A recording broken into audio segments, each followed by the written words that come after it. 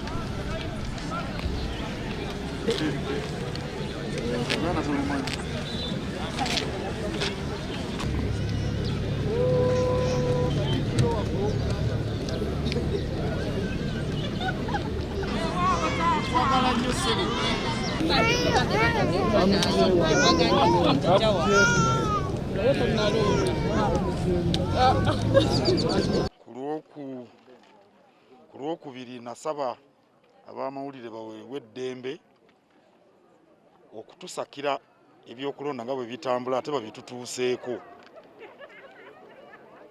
Awo nno kansubire nti eddembe lino linaatambula bwe riti abantu bamusobole okusaka amawulire mugatuuse ku bantu. Twakowodde abantu okujja okulonda era bazze mu bungi. Nze kinsanyudde kubanga bw'olonda omuntu gw'oyagala ofuna essuubi nti ebyo by'osinziddeko okumuwa akalulu binaatunulwamu mu kisanja ky'oyo gw'oba olonze. Omuntu bw'atalonda talina waasinziira kugamba nti ate bino tebabitukoledde. Byonna by'oyagala bayinza obutabikolako, naye waakiri wabaawo kimu bibiri bisatu ebitunulwamu nga bikolwako oyo gw'oba weesiimidde. Okulonda kintu kikulu, ddembe lyaffe, era kituyamba okuzimba demokulasiya. N'olwekyo neebaza bonna abazze okulonda, mbakubiriza mugoberere amateeka n'ebiragiro, n'eddembe tulikuume, twewale ebiyinza okututabangula.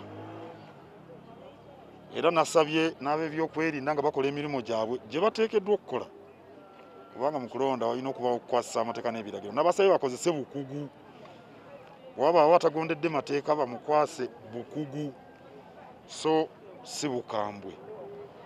Bye tusaba, bye tusuubira era bye twesunga.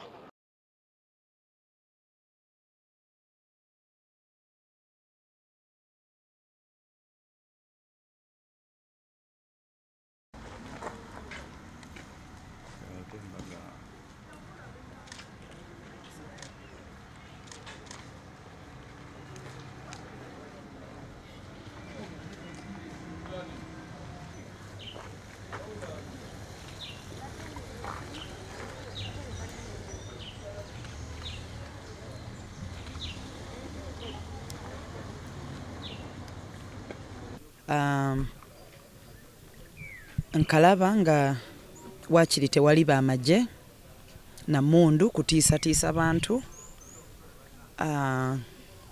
Ekyo kizzaamuko amaanyi. Bwe tulaba abapoliisi ate bo tebambadde byambalo bitutiisa, tebalina mundu nga bw'obalaba, ekyo nno kizzaamuko amaanyi nti tewali kutiisatiisa mu kalulu ka leero. Nze muli mpulira nti ekiseera kituuse ne gavumenti eno ekkiriza nti eddoboozi ly'abantu ligenda kuwulikikana, tulonde mu mirembe. Wabula kye tutamanyi up country bali batya oba nabo bali mu ddembe nga wano bwe tuli, kubanga polling station gye bamanyi nti nno kugenda kubeerako cameras ennyingi osanga beeyisa bulala okuva ku polling stations endala eziri ewala gye babadde bakuba abantu kibooko. So katusabe busabi leero tumazeeko nenda olunaku telunamba kuggwako naye ennaku 40 ge twali tusabye abannayuganda batwegatteko mu kusaba n'okusiiba gaggwako leero, kubanga tubadde tusabira obumu mu Uganda, nga tusabira enkyukakyuka ya gavumenti ey'emirembe n'obukuumi eri abantu ba Uganda. So nsuubira nti Mukama awulidde era akola nga ye bw'alaba nga kye kimusanyusa era nga kye kirungi ku baana be wano mu Uganda. Kaakati nze ebintu byange ebisinga okuva bwe twatandika era n'akalulu kano mbadde mbikwasa Mukama. So n'olwekyo mu kulonda kuno nga kuwedde nga bwe maze okuteekayo akalulu kange mbikwasizza Mukama. Manyi nti nno okusaba kwa bannayuganda kugenda kutuukirira, tugenda kubeera n'enkyukakyuka ey'emirembe ate egasa bannayuganda. Uganda eruddewo okufuna omukulembeze nga ajjidde mu mirembe nga tayiye musaayi. Kampeyini zange zibadde nga za mirembe okuva bwe twatandika paka bwe tukomeredde, nga tetulina tiyagaasi oba kulwanagana n'abantu abali mu buyinza. Waliwo ebintu ebitunyigiriza naye nga ekikulu kukuuma bulamu bw'abantu, nga bwe tunaabeera nga ate tudda mu kulwanagana, nze bayinza obutantuusaako obulabe ku bulamu bwange nga banzigyawo nga babadde bakola ba presidential candidates abalala, naye abaana b'abendi baba bagenda batuusaako obulabe. N'olwekyo ekyo nkyebaliza Mukama, kubanga omulangira w'emirembe yafugidde mu kampeyini zange okuva bwe natandika paka bwe nakoma. Of course mubaddemu ebisomoza nga abantu abamu bagamba gwe lwaki tobeerako na tiyagaasi, naye lwakubanga baali tebakirabangako nti omukulembeze ayinza okutambulira mu kitiibwa nga yeewa ekitiibwa nga ne banne abawa ekitiibwa, n'abeera nga asoosaayo bantu bagenda okukulembera, so si kwesoosaayo. Kubanga gye nzaalibirwa mbadde sisobola kulonderayo olunaku lwa leero kubanga ttiimu yaffe entono ekola ku by'okulondo ebya leero ne tali centers ne buli kimu, emirimu gyonna gye tulina okukola olunaku lwa leero. So nga ekisinga kwe kulondera wano e Kampala tulyoke tudduke mangu tumalirize emirimu gyonna gye tulina okukola. Twakirabye nga bwe nnaalondera Iganga okuvuga okudda e Kampala obudde obwo bujja kubeera nga bwonoonekera mu makkati tuleme kumaliriza mirimu gino, ate nga waliwo ebintu bingi nnyo emirimu egiri emabega. Nga tumaze okulonda wano waliwo emirimu mingi nnyo egibeera emabega kye tulina okukola, naye abasinga bambuuzizza nenziramu nembanyonyola nti bansaasire, naye omutima gwange guli nabo, kyova nasembezezaayo kampeyini nga ndiiganga ndyoke nzira eno nnonde, naye okulonda bwe kunaaba kuwedde nja kuba nzirayo tusanyukire wamu, kubanga ku mulundi guno gavumenti tegenda kukyuka bukyusi, egenda kukyuka nga enkyukakyuka ejja yeegasa ate nga eva mu east for the first time.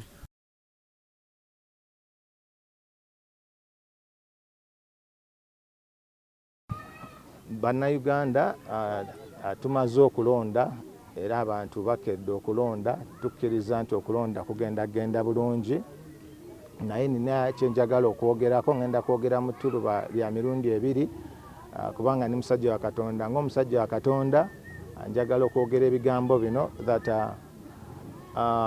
nga 5 guno omwezi waliwo ekyabeerawo, and then nga 14 olunaku lwa leero tukkiriza nti waliwo ekigenda okulabisibwa gye tulaga mu maaso, kubanga bannaffe bangi oba abamu olugendo lwabwe bayinza okuba bakomye kati, naye ffe abamu wano we tutandikira okweyongerayo ogenda mu maaso. So kinga omusajja wa Katonda kyenjogerako kye kino that Uganda etandise ekyasa ekyokufuga okw'obwa Katonda. Tugenda kutandika okulaba abakulembeze abalina entiisa ya Katonda mu bo mu Uganda. Tugenda kulaba abatuuze abalina entiisa ya Katonda mu bo mu Uganda. Tugenda kulaba gavumenti ezijja ez'enjawulo nga zirina entiisa ya Katonda mu zo. So tugenda kulaba n'abakulembeze b'amadiini nga balina entiisa ya Katonda mu bo, nga tebatya abantu, nga tebakola bintu lw'abantu, naye nga batya Katonda.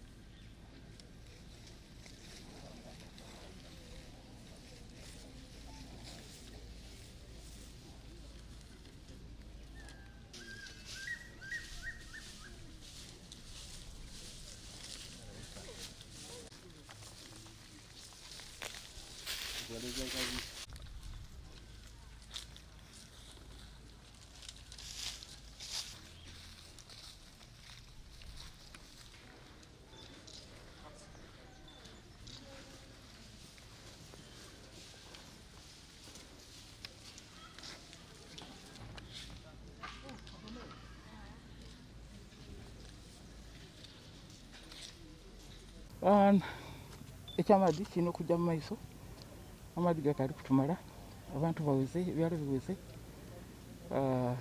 eby'amalwaliro emiruka mingi egizira mu health center tu, secondary schools gifundaire kubanga amagombola geyongere.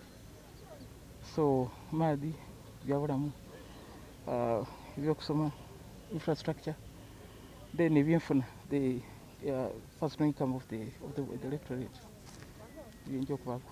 Abantu abanwanisa okuviira mu Seeka era n'abanwanisa batali mu ssente, batali mu ebiseera, bakozesa ebintu bingi nnyo. Aye ndaba singa nga bulido.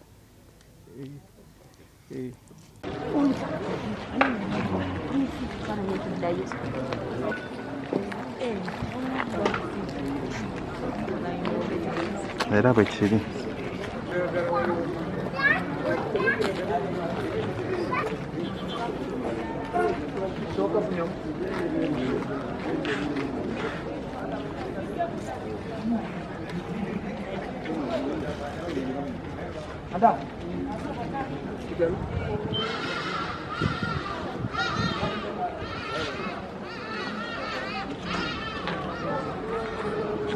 Okusinziira mu mbeera gye tulimu, abantu bange abaawano bagezezzaako okukuuma empisa ng'era bwe twaba trayininga nga tubayitamu tubasaba akalulu. Nze ne ttiimu yange ebiseera bingi tubimaze nga tusomesa abantu baffe engeri y'okulondamu mu mbeera eno gye tulimu etali ya bulijjo ya COVID-19. Era nsuubira tugenda kuwangula. Ekyo kyo okusinziira essuubi Katonda lyatutaddemu, ate Katonda ayitira mu bantu be. Katonda bw'aba atuwa ebirungi ayitira mu bantu be. Engeri abantu gye batuwagiddemu nga tunoonya akalulu, n'okutusuubiza kuba tusuubizza nti bagenda kuwa Nassolo akalulu, siyinza kuva ku ebyo kuba Katonda ayitira mu bantu be. Era na wano olaba bajjumbidde okulonda, bazze bakkakkamu ng'era bwe twabagamba nti mujje n'obukkakkamu musuule akalulu, ate ne tulonda ttiimu ey'amaanyi ey'okukakuuma. tulina ba agenti abatendekeddwa obulungi, tulina ba supervisors abaffe ku ttiimu abakola obulungi, sirinaamu kweraliikirira akalulu ŋŋenda kukawangula.